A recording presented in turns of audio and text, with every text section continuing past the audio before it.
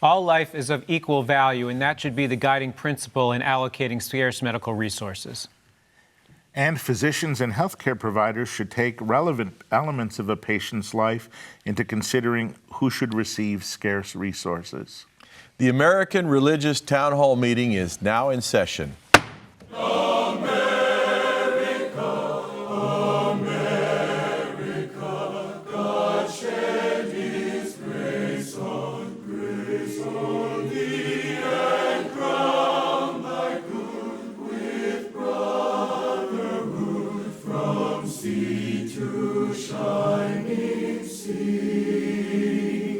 Welcome, friends, to the American Religious Town Hall meeting, where the discussion of religious, political, and social issues is meant to promote the cause of religious freedom and to help us better understand each other. And now, here's your host and moderator, Pastor Jerry Lutz. Welcome to the American Religious Town Hall meeting. Here we discuss subjects of importance to our community and to our culture, and we do it with panelists from different faiths, traditions. We're happy to be here today. I'm James Weingardner, and I'm standing in for Pastor Lutz. Because of the pandemic and the quarantine, we have eliminated a couple of our panelists so that we spread out a little bit here. We're doing few and far between to try to be safe with one another, but still provide you with these important discussions. And today, we'd like to introduce or have our panelists introduce themselves to you, and we'll begin with Bishop Olson. My name is Bishop Michael Olson, and I am the Roman Catholic Bishop for the Diocese of Fort Worth, Texas. I'm Rabbi Dan Levin. I serve as Senior Rabbi at Temple Bethel in Boca Raton, Florida. My name is Canon John Peterson. I am an Episcopal priest, and I'm canonically resident of the Diocese of Washington, D.C. Hi, I'm Tony Matthews, and I'm the Senior Pastor at North Garland Baptist Fellowship in Garland, Texas. Today's program deals with a very difficult subject, a challenging one, and the subject is the allocation of scarce medical resources. In the early outbreak of coronavirus, Italian physicians found themselves facing agonizing ethical decisions.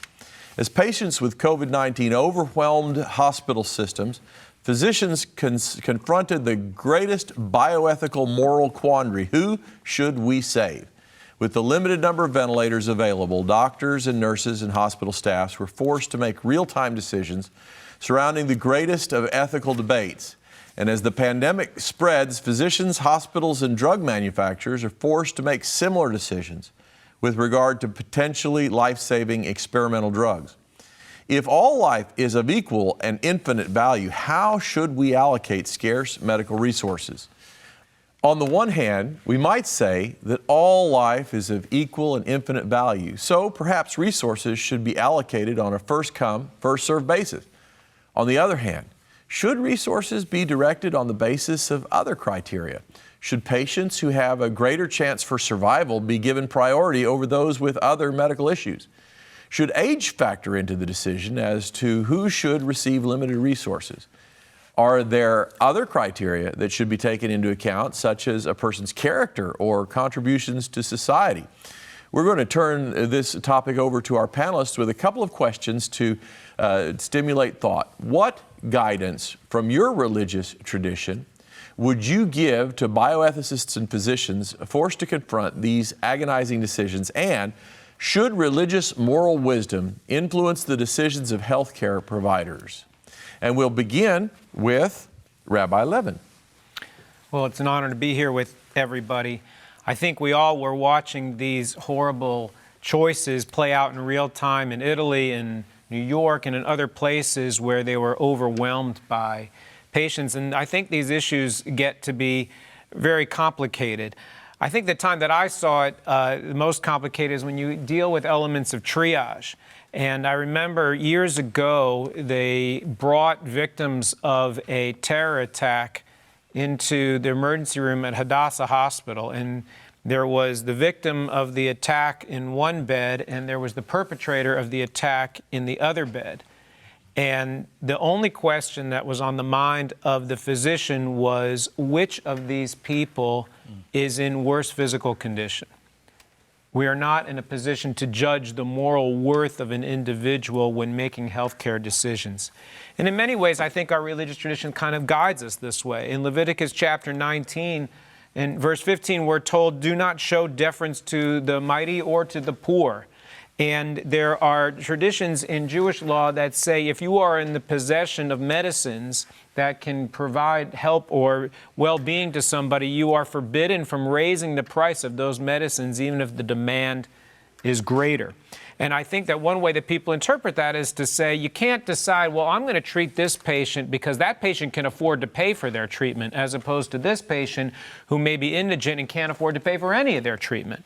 Similarly, I think that because we're taught in our religious tradition that each and every human life is created in the image of the Creator, that embedded in every single human being is a spark of divinity, of holiness, that teaches us that no matter what vessel, or even the age necessarily of the vessel, or the condition of the vessel, it's the spirit inside that matters. And so when we take a look at how we make medical decisions, when you have to look specifically at the vessel and how you care for the vessel, you have to look at what are the best prospects for survival. Where can we get the best possible outcome? And I think sometimes that means that we have to defer to sometimes a patient that can expect a better outcome who might be a little bit younger. There's a passage in the book of Genesis when Cain and Abel have their tussle, and the Holy One condemns Cain and says, your brother's bloods rise up from the ground. And the rabbis ask, why does it say bloods as opposed to just blood? And the answer is that it's not just his blood. It's the blood of all the successive generations that he will not help to bring into the world because his life was cut off when he was young. I think that as we consider how to make these gut-wrenching decisions, we have to look at what will provide the best medical outcome, and we can't really look at other conditions because each and every life is precious and holy. Bishop Olson. Thank you. I agree with the rabbi's assessment. In fact, religious tradition that comes out of the wisdom from his tradition, as well as Catholic moral theological issues of casuistry and consideration of the right action in the midst of difficult circumstances, and the virtue of prudence informed by faith. You know, right reason and faith, you know, are two ways we approach the truth. And of course, medical science itself is very important for coming to that.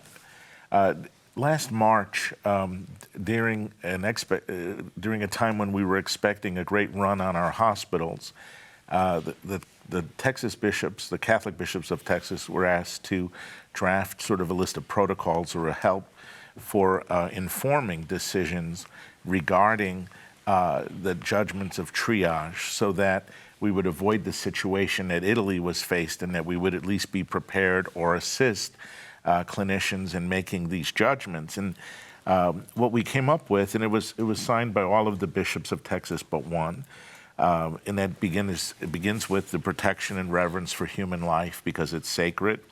In other words, not to directly take a human life or directly euthanize someone. That no rationing should be done based exclusively on age or on physical disabilities or on assessments of future quality of life issues that are subjectively judged, but rather they should be based as best as possible on objective and clinical criteria, and also without using ventilators with indefinite prolongation. The rush on the hospitals would have been a limitation on ventilators, much needed for the care of and treatment for those suffering from COVID. But also, one of the other principles listed was a broad distribution, including the poor in other communities that would be disenfranchised, so that basing things on an objective criteria, clinically, you might find people who have a poor chance for outcome, who might also be old, but you would not be making that judgment on the fact that they were elderly. So the three main points would be based on a respect and reverence for life, the preservation of human dignity, you know, and also for the common good, that these ventilators would be used and assigned not just based on market criteria, on ability to pay, or on any other subjective judgment of a life being more worthy than others, but as much as possible on the objective medical criterion, hope for successful outcome. Thank you, Dr. Matthews. Yes, this is one of the most, excuse me, gut-wrenching topics for me personally. We're in COVID-19 pandemic. As a pastor, I'm making decisions with other persons about, when we go back to our facilities, when do we enter back in? We're going to go back in at a limited capacity. So then the question, who gets to come? Then after that, what type of system are we going to have? Are we going to have people to register online, or is it going to be a first come, first serve? And those types of decisions that we are met with are not that bad. When I look at this here, doctors, in particular what's happened in Italy, faced with literally who gets to live and who gets to die. Because of the scarcity of the medical equipment, it is just, this is one that I don't have an answer for. What I did do is I looked at some research a few months ago. There was a group of doctors and academics from around the world that published ethical guidelines. Of course, doctors, you do no harm. But because of the context that we're in, they published some ethical guidelines, and it's in the New England Journal of Medicine, and basically they outline how to ration the resources during COVID-19. And basically what they said is that, as you've alluded to in your statement, that those who benefit the most from treatment are the ones who would get the beds and the ventilators. The argument was that the younger you are, the healthier you are, the more chance of survival you have. And hearing that is tough, because when I read that, I think of someone who is not as healthy, who perhaps may be older. And, I know the doctors I am praying for, even now, because I know they're dealing with decisions that they had to make. The British Medical Association also issued a ethical guidelines booklet, and basically they state that health professionals may be obliged to withdraw treatment. Now, this is withdrawing treatment. Withdrawing, not treatment, withdrawing treatment from some patients to enable treatment of others with a higher survival probability. So, this is, we all have medical, personnel in our churches, our synagogues, our parishes, and these people are met with one of the toughest challenges. Now, the question for me is, what happens if this comes back? I think the problem is I have a major problem with us having, in the U.S. in particular, that the resources are so scarce. This is something that needs to be corrected so that we won't be met with, or doctors won't be met with having to make these tough decisions. And maybe we can talk about what we need to do to make sure that the scarcity of these resources is not a reality. Canon Peterson. Yes, what a topic, and what a difficult topic for sure. I think I want to start off by saying not all hospitals are created equal. Not all hospitals are created equal.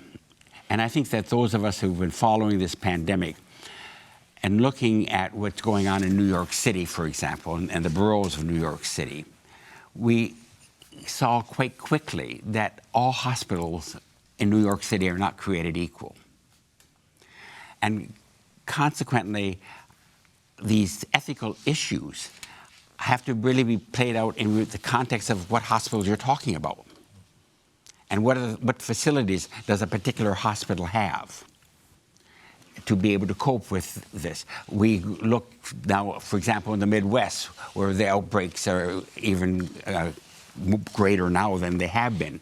And the small hospitals are not capable, really, of being able to treat, the masses that are coming in with the virus. At the first, of course, it was the mask. Didn't have enough masks, did not have enough of the N95 masks that were needed. And people in the hospitals in New York City, and I'm not picking on New York here, but this was the first place that this really became so obvious. They were told that they could have one mask every 4 or 5 days. Imagine wearing one mask for 4 or 5 days. And simply the lack of supplies of masks that were available at the very beginning of this pandemic. So the first issue that, of course, we had to face was the issue of the masks.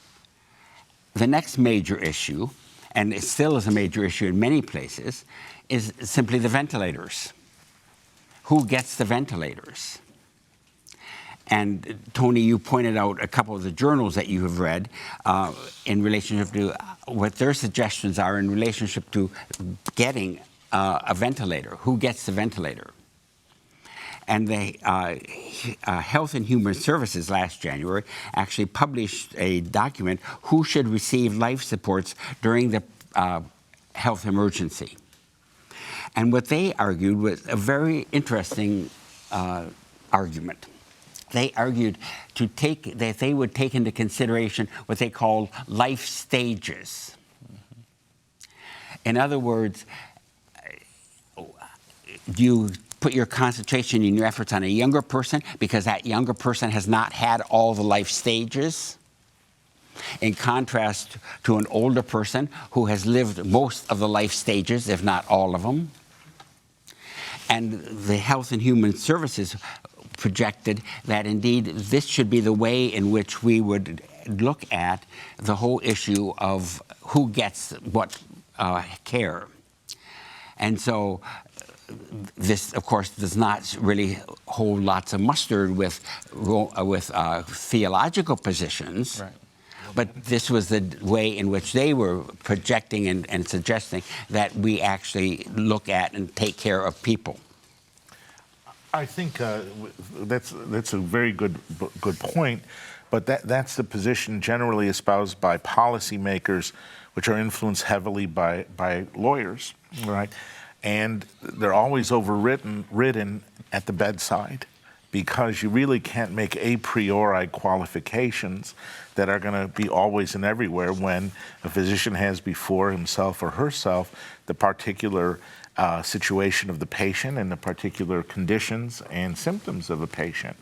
And so it's much in the same way when we are asked to do a durable power of attorney for health care or a living will.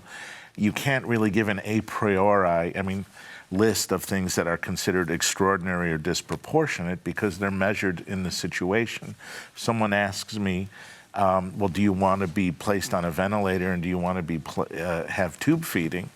And I'll say, well, am I going to get better? Or what's, that's the first question. Is there, what's the hoped for outcome of what we're doing with an intervention? And so in principle, you can keep things in principle, but in a sense, there's the absolutes are very few in medical technology, except do no harm and provide the best for the health. It's a very, part of our problem is I think we're habituated in a system still, driven by even insurance companies, where we ration by ability to pay.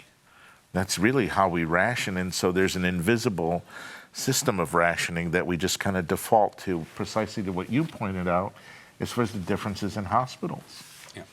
Rabbi Levin? Yeah, I think, Bishop, you point to something that I think is really troubling, which has to do with the justice in how medical equipment and remedies are able to be allocated. I remember reading an article in the New York Times Magazine about one of the earliest patients to get COVID-19.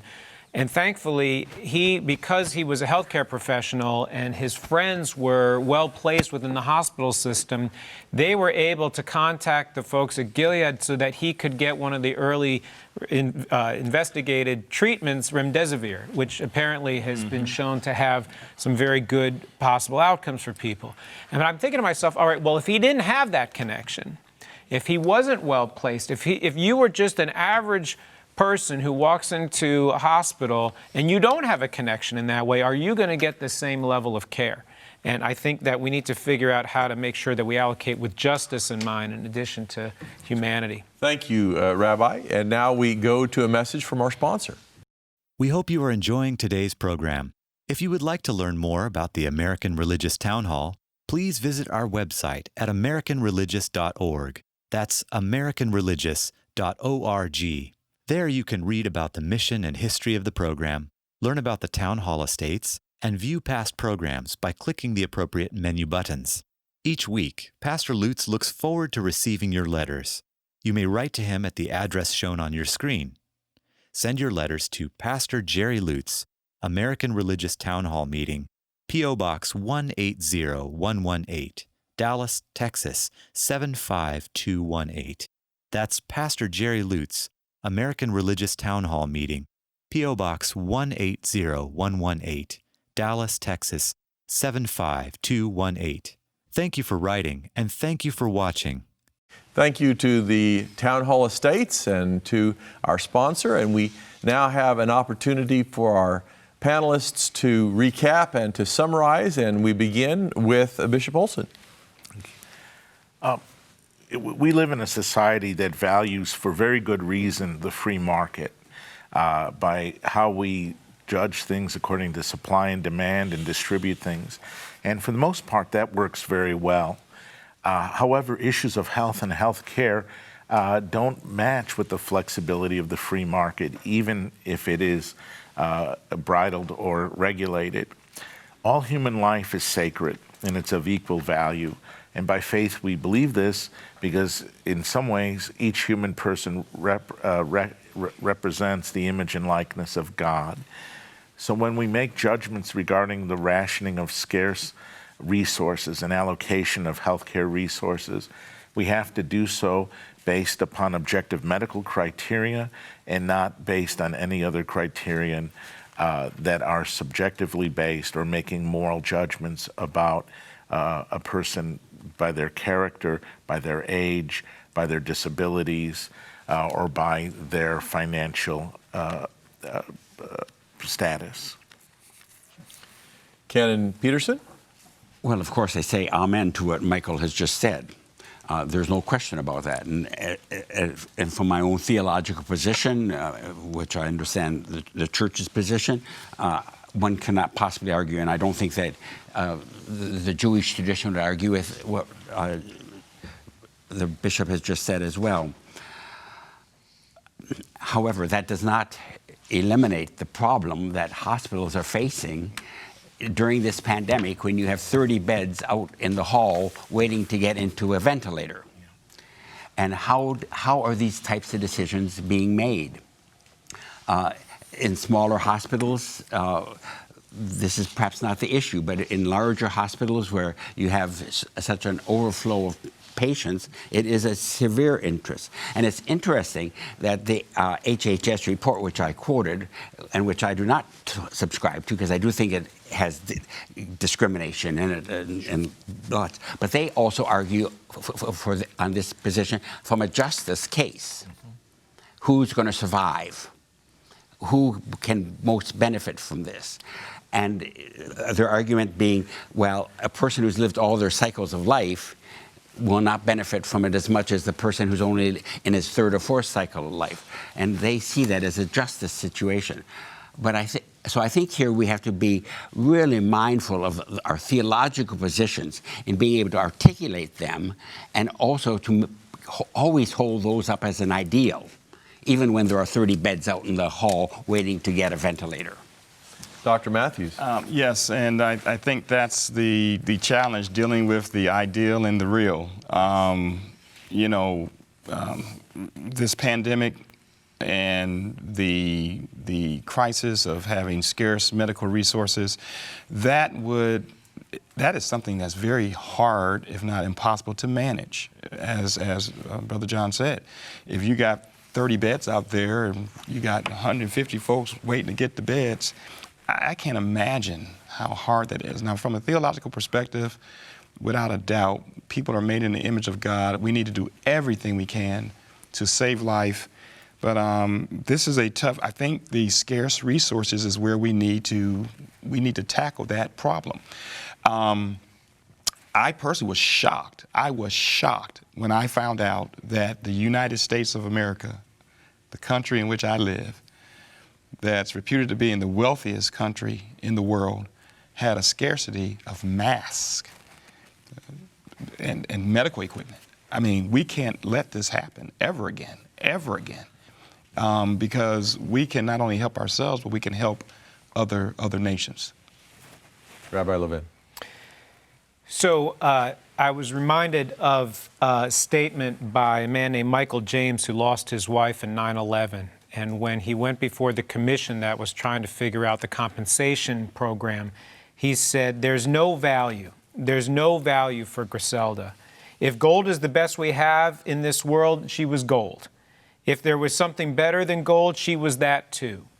And I think that we need to always bear in mind when we're figuring out these very, very challenging questions that the person before us is a whole world, and that we need to try our best to attend to that, with that in mind, and recognizing that all of the anonymous people that will not be able to be treated are not simply anonymous numbers, but they are created in the image of the Holy One, Creator of God.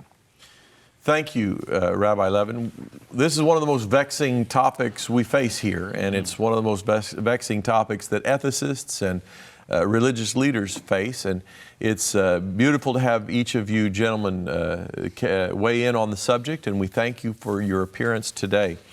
The charter of the American Religious Town Hall provides that Roman Catholics, Protestants, Jews, educators, and others may appear on this program and can declare their beliefs without hesitance. And the rest of the members of the panel will uphold and guarantee that American right to all who will appear, irrespective of race or creed, so that the rest of the world can see that here in America, we believe in civil and religious freedom, not only in theory, but in reality. And now, friends, until next week, at the same time and over the same channel, the American Religious Town Hall meeting stands adjourned.